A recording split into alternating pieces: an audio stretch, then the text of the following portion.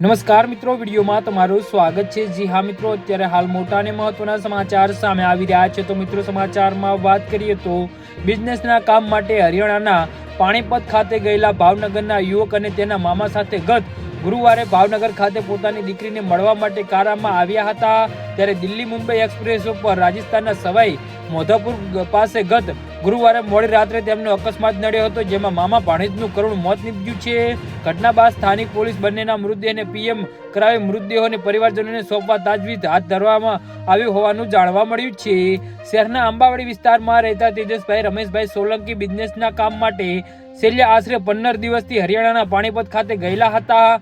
લાંબા સમયથી ઘરે નહોતા આવ્યા, તેથી તેમની 2 વર્ષની દીકરીને મળવા માટે ગત ગુરુવારે તેમના મામા કલમનભાઈ મનુભાઈ ગોહિલ સાથે તેમની કારમાં ભાવનગર આવી રહ્યા હતા। આ દરમિયાન ગુરુવારે મોડી રાત્રે દિલ્હી મુંબઈ એક્સપ્રેસ પર રાજસ્થાનના સવાઈ મોધાપુર નજીક અજાણ્યા વાહનને ટક્કર મારતા કમલભાઈનું ઘટના સ્થળે મોત નીપજ્યું હતું, જ્યારે તેજસભાઈનું સારવાર દરમિયાન મોત થયું હતું। જી હા મિત્રો, તો આના વિશે તમારું શું કહેવું છે તો નીચે અમારી કમેન્ટ બોક્સમાં જરૂરથી જણાવજો। અમારી યુટ્યુબ ચેનલમાં સબસ્ક્રાઇબ કરવાની ભૂલતા નહીં। ધન્યવાદ।